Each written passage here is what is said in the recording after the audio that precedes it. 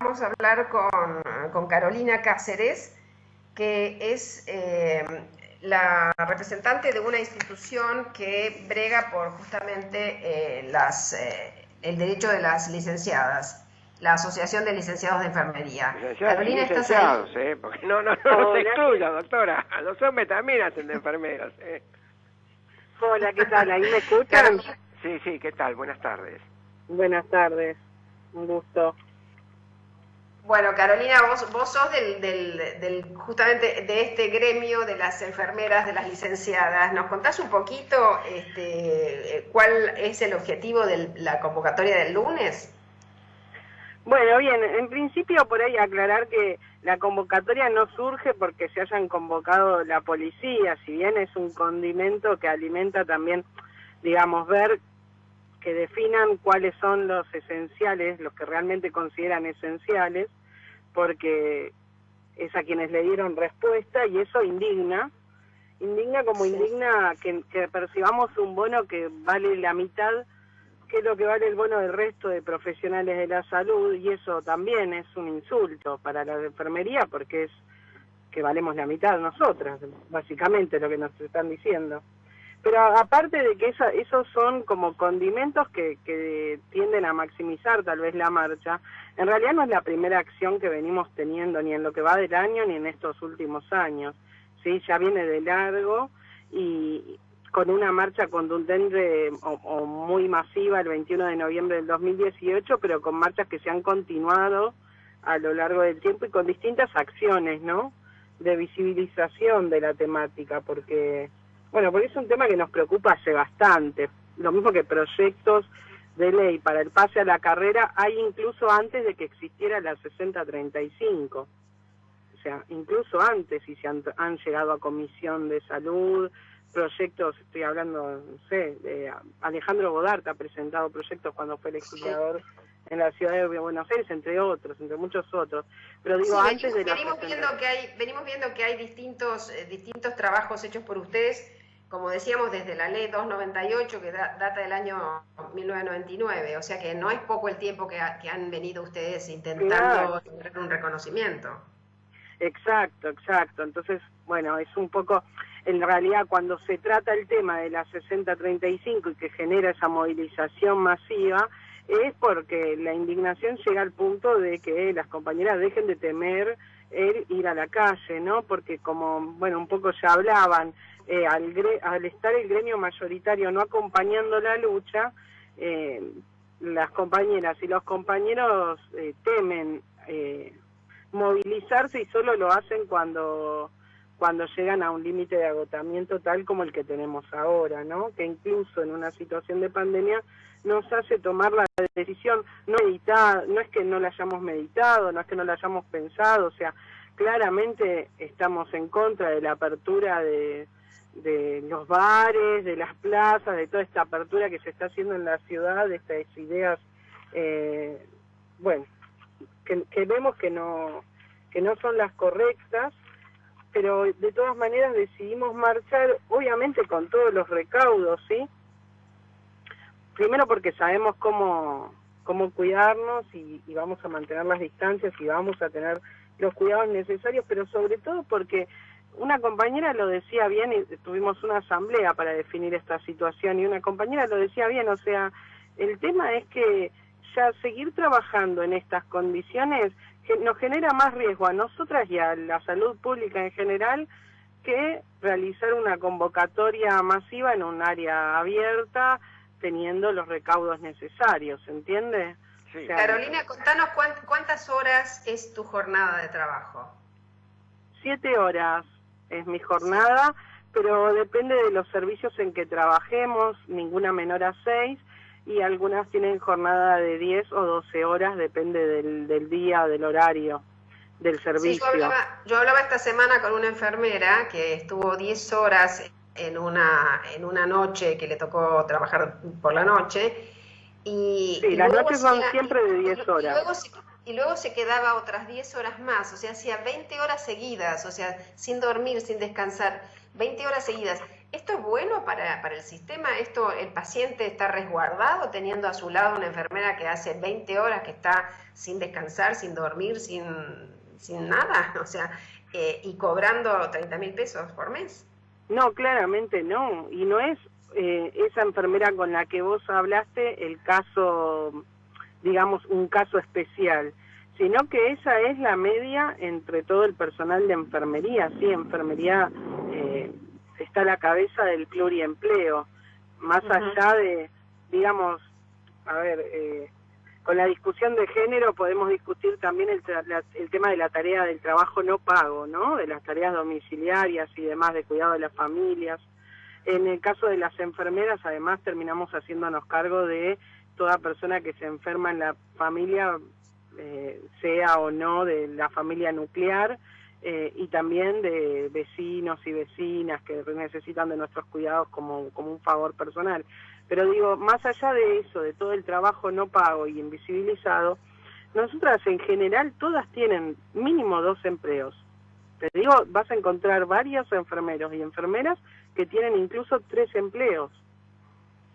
Sí, que tal vez trabajan en una clínica, en un hospital y además dan clases, por ejemplo, para darte un ejemplo. Y Carolina, ¿vos te sentís representada por el gremio tuyo, por SUTECBA o por ATE?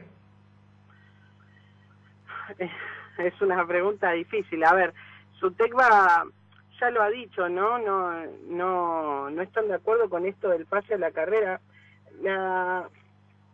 Recién en la entrevista que hacías te contestaban que, Laura Velasco te contestaba que el problema con el pase a la carrera de enfermería tiene que ver con la historicidad y todo esto del modelo médico hegemónico, lo cual es cierto, absolutamente, que también tiene que ver con una discusión de género, y sí, claramente, sí, si uno se fija en cómo nace la medicina moderna y cómo se invisibiliza a las enfermeras, es muy claro que hay una cuestión de género ahí en debate, y lo tengo más que claro porque además soy diplomada en género y política y participación, así que podríamos charlarlo, pero a lo que iba es que no es solamente la historicidad de los géneros, hay una cuestión de política económica y sindical, sí, que vos consultabas, que tuvo una respuesta medio ambigua ahí, que la verdad tiene que ver con otra cosa, porque ni siquiera es que estamos pidiendo que tengamos un salario equiparado con el resto de profesionales, ¿sí? Hace poco se filtró un audio de un compañero delegado de SUTECBA de un hospital público de la ciudad que le decía a las enfermeras de ese hospital que SUTECBA no lo va a pedir porque no quieren que se vayan, digamos, de su sector, porque si las enfermeras pasan a la carrera profesional quedarían fuera de SUTECBA y que entonces no tiene sentido que ellos lo pidan.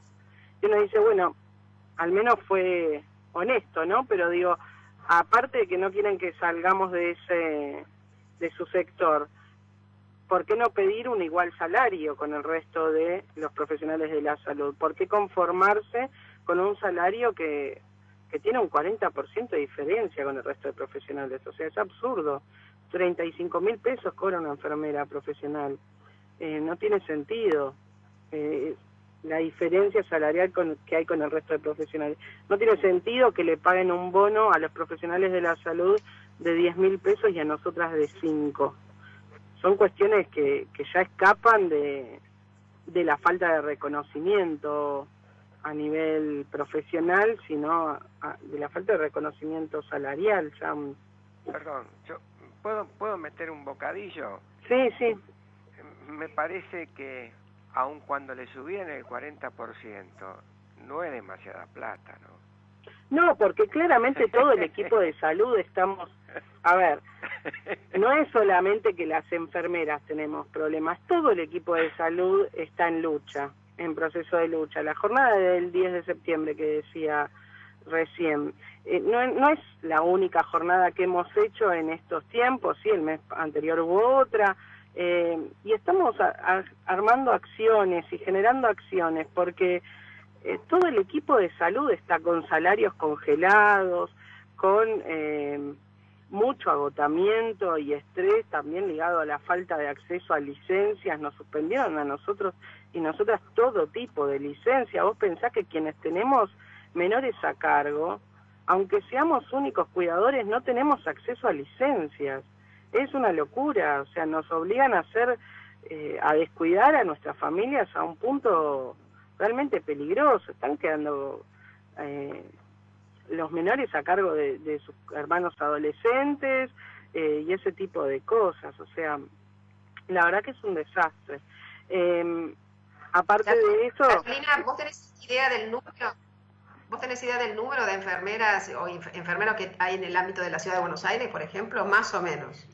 Mira, al respecto mucho no nos informan, como tampoco nos informan cuántas enfermeras entraron o enfermeros entraron por hospital público, pero para darte una idea, el año pasado, el último dato que tenemos es que había unos 9.500 enfermeros y enfermeras trabajando en la ciudad, de los cuales 3.500 aproximadamente tenían nivel de licenciatura, ¿sí? Que es una carrera de 5 años universitaria.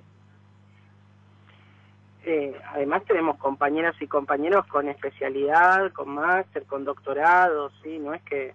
Y cuando vos hablas de pluriempleo, ¿a qué te referís? A ver, ¿cuántas horas trabaja una licenciada en enfermería para poder tener un salario digno? Y la mayoría tiene al menos 2 trabajos. Al menos 2 trabajos, con lo cual, suponete, hace 10 horas, noche... Que puede descansar sábado y domingo. Bueno, por eso te digo, en algunos casos hacen, por ejemplo, trabajan de noche en una clínica y de mañana vienen al hospital, por ejemplo, por darte un ejemplo. Otras trabajan noche por medio en un lugar y noche por media en el otro, ¿sí? O en 2 clínicas, o porque los salarios están mal también en el nivel privado. Pero sí, es ese tipo de cosas que hacemos. Yo me fracturé la muñeca yendo del trabajo en el hospital a dar clases de enfermería en una escuela preuniversitaria. Es así, o sea, todos y todas estamos trabajando con más de un trabajo para poder rajuñar una canasta básica. Yo quisiera hacer un hincapié en una cuestión, porque esto... Se está hablando mucho. ¿Qué es lo que está pasando en las unidades de terapia intensiva en estos momentos? Bueno, eso también es un tema que tiene que ver con el reconocimiento. ¿Por qué? Porque, en primer lugar, no te puedo dar la cantidad de camas ocupadas o no, porque va dependiendo, va modificándose, digamos, y no nos van informando, básicamente. La única forma que tenés de controlar cuántas camas hay ocupadas es que realmente hables con cada uno de los que trabajan, o cada una de las que trabajan en las unidades de terapia intensiva. Digo, pero más allá de qué tan saturados o no saturado esté el sistema de salud de la ciudad, hay varios puntos ahí que tocar. Que estamos llegando a un nivel de riesgo de saturación inminente es algo que todos y todas sospechamos.